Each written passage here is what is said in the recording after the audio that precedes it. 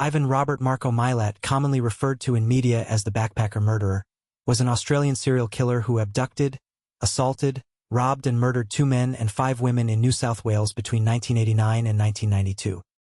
His modus operandi was to approach backpackers along the Hume Highway under the guise of providing them transport to areas of southern New South Wales, then take his victims into the Belanglo State Forest where he would incapacitate and murder them. Milat is also suspected of having committed many other similar offenses around Australia. Ivan Milat was born on December 27, 1944 at Crown Street Women's Hospital in Guildford, New South Wales, the son of Croatian immigrant and Labour Sachepan Marco Stephen Milat and Margaret Elizabeth Piddleston, an Australian national. Ivan was the 5th of their 14 children. The impoverished Milat family initially lived on a rural weatherboard cottage farm in Bossley Park, 36 kilometers west of Sydney, before relocating to Liverpool. By all accounts, Milat's parents were conscientious in raising, educating and disciplining their children and sent them all to Catholic schools. However, family members described Milat's father as having a temper due to his alcoholism. Many of the 10 Milat boys were well known to local police and were used to handling knives and firearms, spending their afternoons shooting at targets in their parents' yard. Siblings recalled Milat displaying antisocial and psychopathic behavior at a young age, such as attacking animals with machetes during their childhood, leading to a stint in a residential school at age 13.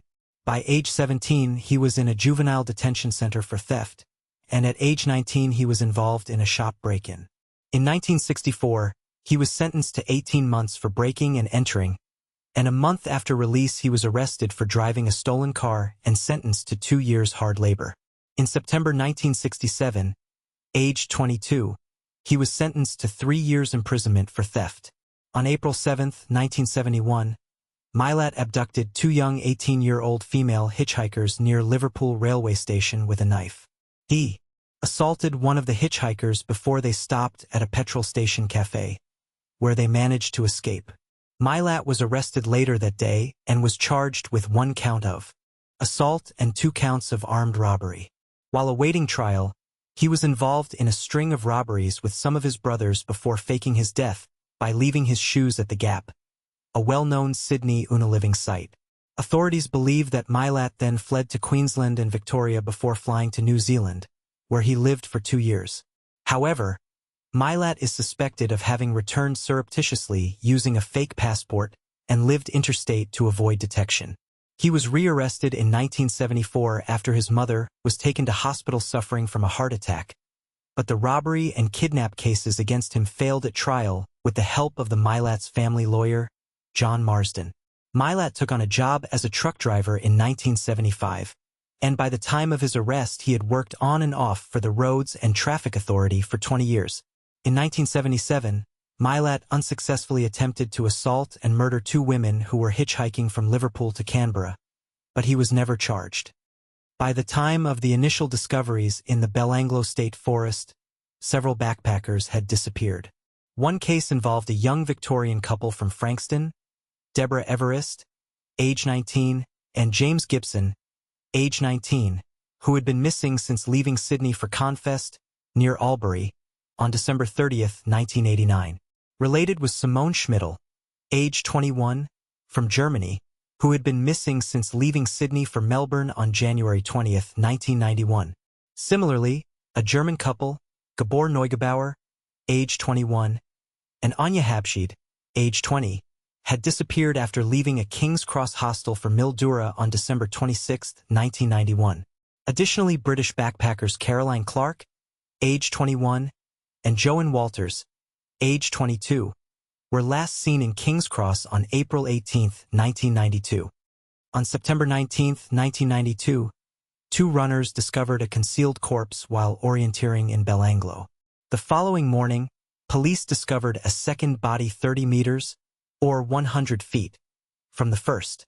Police quickly confirmed via dental records that the bodies were those of Clark and Walters. Walters had been stabbed 15 times. 4 times in the chest, once in the neck, and 9 times in the back, which would have paralyzed her. Clark had been shot 10 times in the head at the burial site, and police believe she had been used as target practice. After a thorough search of the forest, investigators ruled out the possibility of further discoveries. On October 5, 1993, a local man searching for firewood discovered bones in a particularly remote section of Belanglo. He returned with police to the scene where two bodies were quickly discovered and later identified as Gibson and Everest.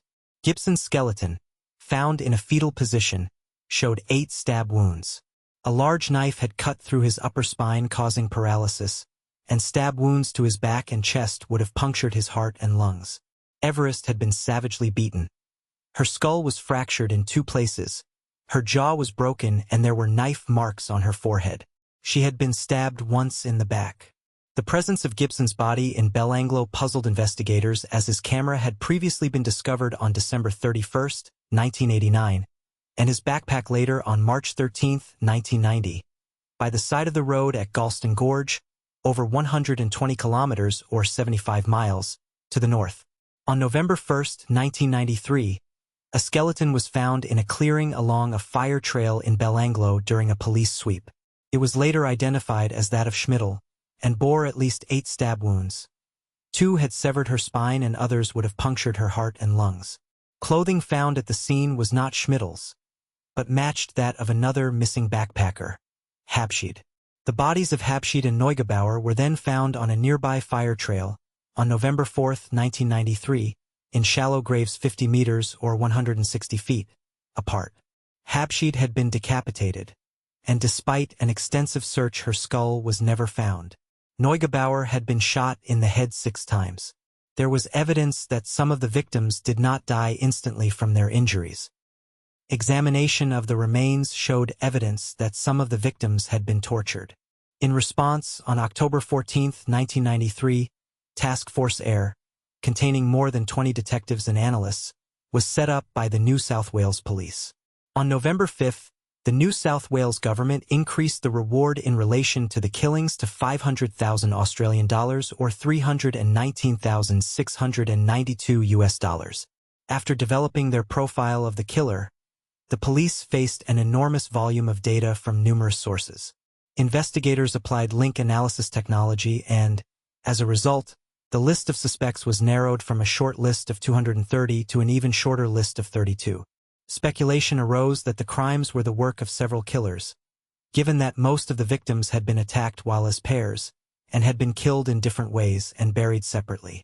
On November 13, police were contacted by Paul Onions, age 24, in the United Kingdom. A few years earlier, on January 25, 1990, Onions had been backpacking in Australia and, while hitchhiking from Liverpool Station towards Mildura, had accepted a ride south out of Casula from a man known only as Bill, south of the town of Mittagong, and less than 1 kilometer or about half a mile from Belanglo. Bill pulled out a revolver and some rope to rob Onions, at which point he managed to flee while Bill shot at him. Onions flagged down a passing motorist, Joan Barry of Canberra, and together they described the assailant and his vehicle and registration number to the Bowral police. On April 13, 1994, detectives refound the note regarding Onion's call. His statement was corroborated by Barry, along with the girlfriend of a man who worked with Milat. Police surveillance of the Milat house at Cinnabar Street in Eagle Vale commenced on February 26, 1994. Police soon learned that Milat had recently sold his silver Nissan Patrol shortly after the discovery of the bodies of Clark and Walters. Police also confirmed that Milat had not been working on any of the days of the attacks, and acquaintances also told police about Milat's obsession with weapons. When the connection between the Belanglo murders and Onion's experience was made, Onions flew to Australia to help with the investigation. On May 5, 1994, he positively identified Milat as the man who had picked him up and attempted to shoot him. Milat was arrested at his house on May 22 on robbery and weapons charges related to the Onions attack after 50 police officers surrounded the house. The search of the residence revealed various weapons, including a .22 caliber Anschutz model rifle and parts of a .22 caliber Ruger rifle that matched the type used in the murders, a Browning pistol, and a Bowie knife. Also uncovered were items belonging to several of the victims. Homes belonging to Milat's mother and 5 of his brothers were also searched, uncovering several more items belonging to victims. Milat appeared in court on May 23, but he did not enter a plea. On May 31st, he was additionally charged with the 7 backpacker murders. On June 28th, Milat sacked James Marsden, his family's lawyer, and sought legal aid to pay for his defense. Meanwhile, brothers Richard and Walter were tried in relation to weapons, drugs, and stolen items found on their properties. A committal hearing for Milat regarding the murders began on October 24th and lasted until December 12th, during which over 200 witnesses appeared.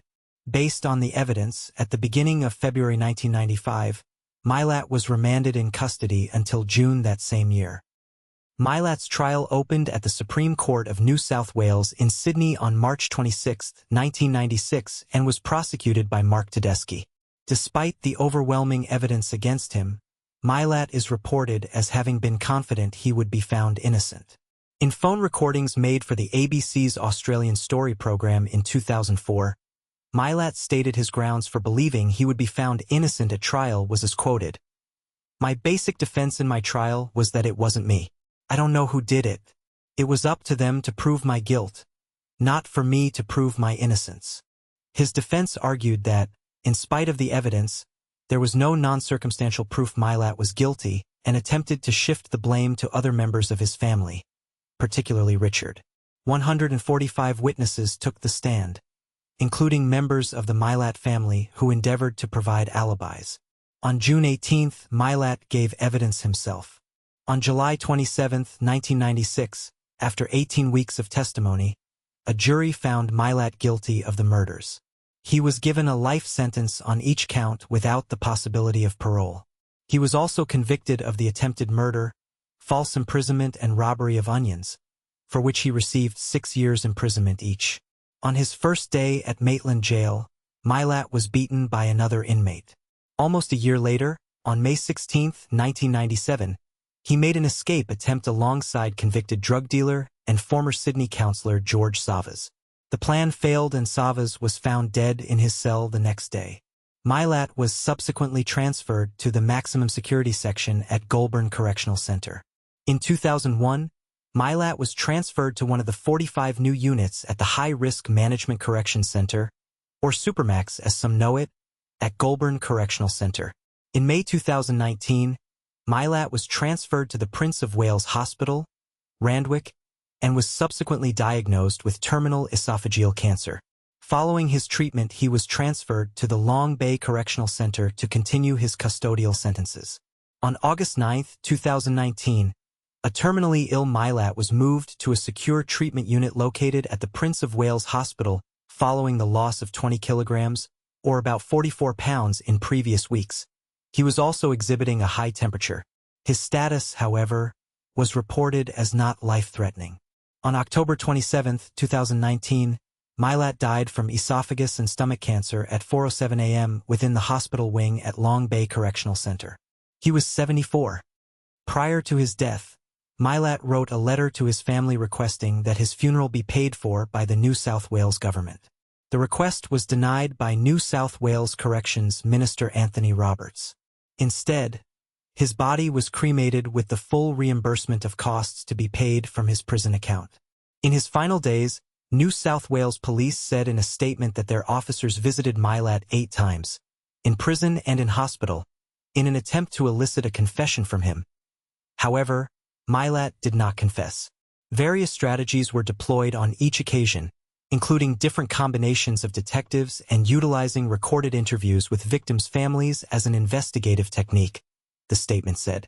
No further information was received or provided to police during the interactions. Although Milat died never having officially confessed, he is said to have previously admitted to his mother, with whom he had a close relationship, that he was responsible for the backpacker murders. If this case sounded like a horror movie, you may or may not be surprised to realize that Milat and his crimes is what inspired the 2005 Australian horror movie Wolf Creek.